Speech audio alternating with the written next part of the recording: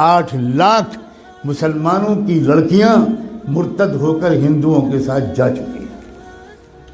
RSS نے ایک بہت بڑی ٹیم تیار کی ہے جو اپنے ہندو نوجوانوں کو 3 یا 6 مہینے کی ٹریننگ دیتے ہیں، اردو زبان بہترین لکھنوی زبان سکھاتے ہیں، تشریف رکھیے، کیسے مزاج ہیں، کیا حال ہے، خیریت ہے، آپ کی دعائیں ہیں، یہ الفاظ سکھاتے ہیں، اور الحمدللہ، انشاءاللہ، ماشاءاللہ، انا للہ، یہ سب سکھاتے ہیں، اور اپنے نوجوان لڑکوں کو یہ سکھا کر کہتے ہیں اب تو مسلم لڑکیوں کو پھنساؤ، اور یہ بھی کہتے ہیں کہ ایک لڑکا اگر کسی مسلم لڑکی کو اس نے مرتد کر لیا تو 2.5 لاکھ کا چیک تو اسی وقت ملے گا، ذاتی مکان اس کے نام کا ہم دیں گے، اور جاب دیں گے، 3 چیزیں دیں گے۔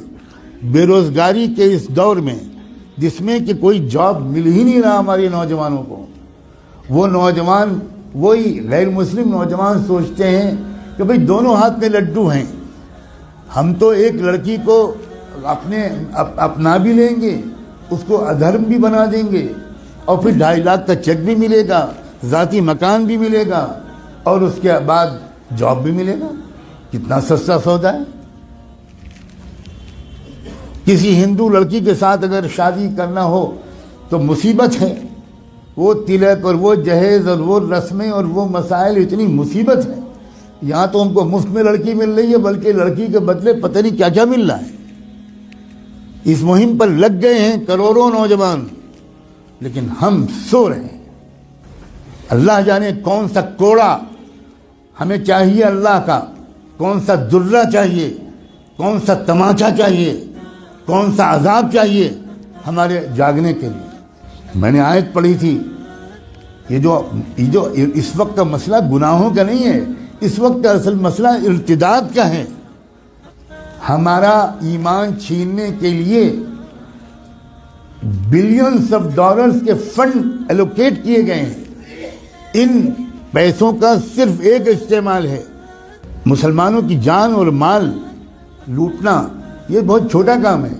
اب جو کام ہے وہ یہ کہ ایمان چھینو ان سے، ڈراؤ دھمکاؤ بھی، لالچ بھی دو۔ ڈرانا دھمکانا بھی آپ نے پچھلے 1 ہفتے میں خوب سن لیا، اور لالچ دینے کی بات اگر نہ سنا ہو اور کانوں میں روئی ٹھوسی ہوئی ہو تو آج تو میں کم سے کم آپ کو بتا رہا ہوں، اب تو جاگ جاؤ۔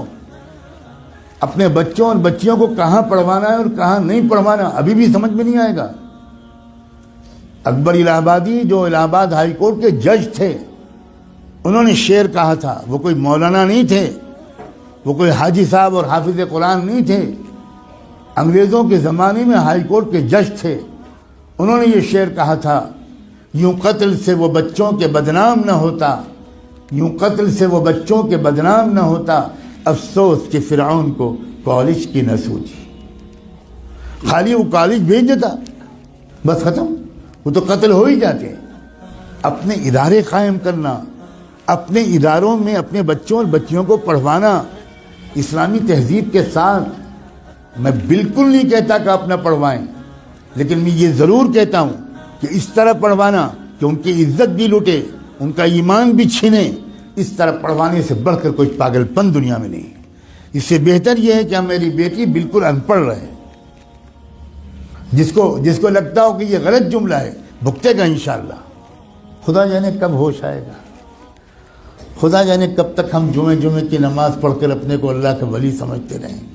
ہم میں سے اکثر لوگ اپنی لڑکیوں کو کالجز میں، یونیورسٹیز میں، اسکولز میں بھیجتے ہیں، اور بالکل خبر نہیں لیتے کہ ہماری لڑکی وہاں سے سائنس پڑھ رہی ہے یا وہاں فحاشی پڑھ رہی ہے، ہماری لڑکی وہاں سے میتھمیٹک اور فزکس پڑھ رہی ہے یا وہاں سے کفر سیکھ رہی ہے، بالکل بے خبر ہے۔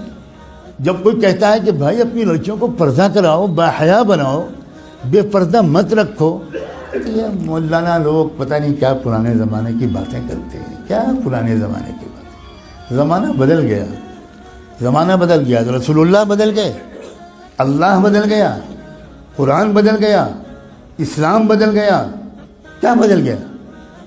یہ کہیے کہ ہم بدل گئے، زمانے کو مت کہیے کہ زمانہ بدل گیا۔ جھوٹ ہے کہ یہ زمانہ بدل گیا، کہیے کہ ہم بدل گئے۔ ہم منافق ہو گئے. ہم نے ایمان کو، جنت کو معمولی چیز سمجھا ہے. ہم نے جہنم کو معمولی چیز سمجھا ہے. ہزاروں لاکھوں لڑکیاں، جو لڑکیاں گھر سے برقع پہن کے نکلتی ہیں، کبھی آپ فالو کیجئے اپنی بیٹی کو. جو لڑکی برقع پہن کے نکلتی ہے، اس کو باپ کو کہہ رہا ہوں میں، اس کے بھائی سے کہہ رہا ہوں، کبھی دیکھیے کہ کیا وہ برقع گھر سے باہر کتنی دور تک رہتا ہے، اور اس کے بعد وہ برقع لپٹ کے پرس میں جاتا ہے، اور اس کے بعد کیا ہوتا ہے. کتنی بے خبر ہے امت مسلمہ. میں چند دنوں پہلے شاید جب حاضر ہوا تھا یہاں تو یہ بات کہہ چکا تھا. میں پھر دہراتا ہوں، اور ہو سکتا ہے کہ میں نے نہ کہا ہو، کیونکہ میں ہزاروں جگہ یہ باتیں کہہ رہا ہوں. اتراکھنڈ سے میرے پاس میسج آیا کہ خود ایک وہ لڑکی جو خود حافظ قرآن تھی وہ مرتد ہو گئی. کچھ خبر نہیں ہوئی. عجیب غریب قسم کی غفلت ہے ہم پر. خدا جانے کون سا نشہ پہ آیا ہم. ابھی 2 روپے کھو جائیں تو نیند اڑ جاتی ہے. ابھی کوئی سودا مہنگا مل جائے 5 روپے تو حالت خراب ہو جاتی ہے، کھانا نہیں کھایا جاتا. اور ایمان چھن رہا ہے، ڈاکے پڑ رہے ہیں ایمان پر. کیا منہ دکھائیں گے محمد رسول اللہ کو قیامت میں؟